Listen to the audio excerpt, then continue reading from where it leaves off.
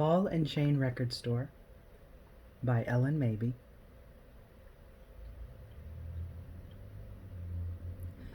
Someone came into the ball and chain record store I work at and said, "No bags, a waste of plastic."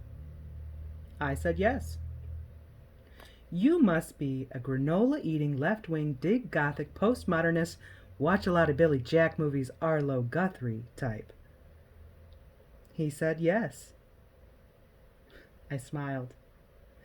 "I dream of Tom Waits finger painting light bulbs on my holiday wreath, and I'm Jewish. Pretty weird, huh? I celebrate Tiny Tim's birthday with a parade of dancing deadheads, some who never sleep and some who never go to the bathroom." His t-shirt said, "Have you hugged a rainforest today?" I said, "I love the planet, but it's an unrequited love." He told me, "Babe, you're bringing me down. When I was born, my first word was Om." In kindergarten, I organized the pacifists to demand we didn't have to read from Dick, Jane, and Spot books. Too generic. I demanded we get American Indians to talk about what's real. And I gave them my nap mat because it's their land. And I gave them my peanut butter and jelly sandwich because the buffalo have been murdered and they need protein. He blushed with passion and said, "Tell me you." Well, the first 15 years of my life I thought Barry Manilow was a sex symbol. Needless to say, I got a sort of late start at being one with the cosmic heartbeat.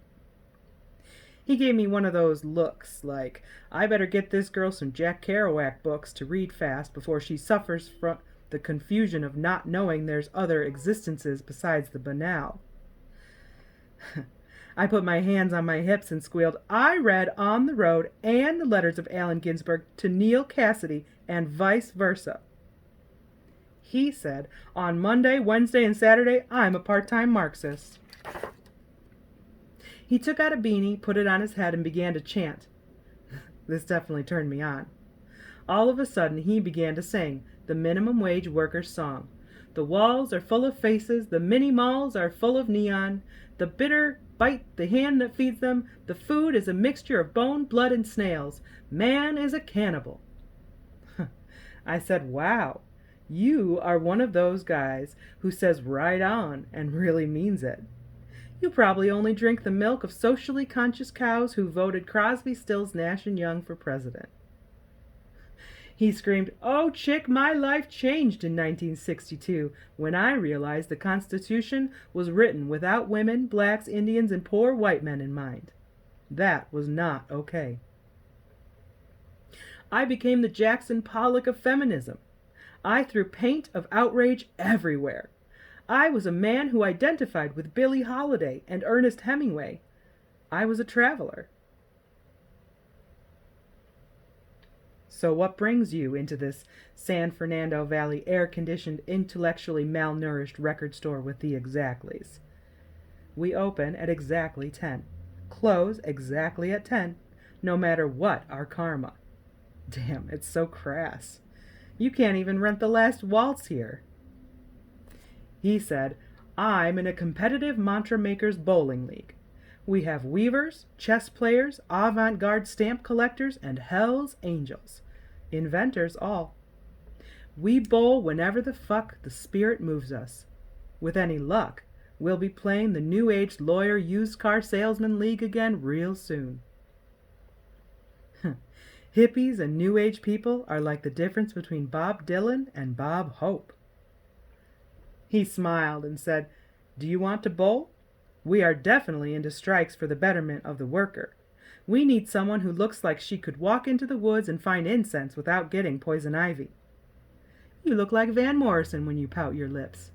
You could be a part of the Father, Son, and Holy Ghost Meshuggah Athletic League. Besides, I love you." I started to weep. Tears of bar mitzvah cake and tears of being the last kid picked for field hockey in gym class. Authentic tears. Nobody ever said all that to me before.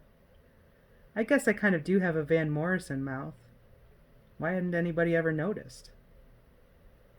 I said, "I love you, but every free moment I moonlight at the Hare Krishna Organic Coiffures and Tea Salon.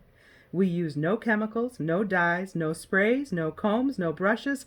Hell, you look pretty much the same going out as going in.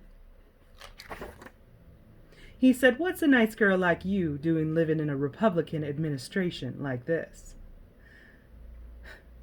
The manager of the record store comes over and says, you know the movie Fahrenheit 451? Corporate has ordered us to burn it. Get to it. Don't give me your damn whimpering Joan of Arc eyes. Lots of people would love to have your job. I screamed, pig!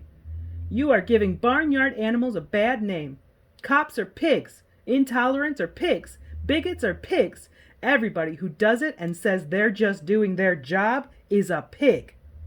Everybody who does it to someone else knows what they are. This is my first day at the record store. I guess if they wanted to have a quiet, complacent, yes sir type of employee, they ought to ask different questions on the application. Like, do you conform? Like, do you care that this is stolen land? Like, do you believe in playlists? Like, do you believe in yourself? Do you mind waking up alone rather than being beaten up with fists? Do you see the government is beating us up as bad as a knife in our elbows, as bad as a slur in our ears, as bad as rape when we just wanted to be held? And all they ask is, can you work part-time? And what days can't you work? And they say, whom do we contact in an emergency? I said, 'cause you need to ask? That constitutes an emergency. The hippie said, my name is Hell's Bells, but you can call me Hope. He said, I dug you. Now I dig your whole being. It's strange. No matter how many nights I wake up unhappy, there is still a possibility of rising into a change so easily. The outlaw lives in a world where when he sees a mirror, he sees a hero. And all heroes put their bell-bottoms on one leg at a time. Let's face it. How can you trust money when there are politicians' faces printed on it? Money is sexist. The only woman on so-called American currency, which is really Turtle Island to the Indians, is Susan B. Anthony, and they stopped making those real fast. Is money worth killing for? Is money worth killing for? I ran through the store singing about William Blake's eyebrows and Walt Whitman's belly button, saying everything is alive and everything is sort of adorable. I took paper clips and gave them to loving vegetarian families who needed some. I took the bathroom sink and gave it a hug. I freed all the rubber bands. I said to all the plastic bags, I will never burden you with films weighing you down, Perry Como cassettes, or even a piece of Jerry Garcia's beard. Well, maybe. But I will never staple a bag, for you brought love. Most people tell me it was all the Pop-Tarts I ate. Some people tell me it was because I was a liar. And I said, I'm too honest to be anybody's best friend.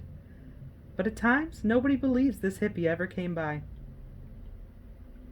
There are no lingering peace signs, no incense, no tea bags, no fuck the fuckers pamphlets. Yet I still can't believe Abby Hoffman is dead. So my strengths and pains are in my sense of wonder. All I know is I don't believe in wearing sandals and argyle socks together. And when I needed it most, hope was there. Change must not be too far behind.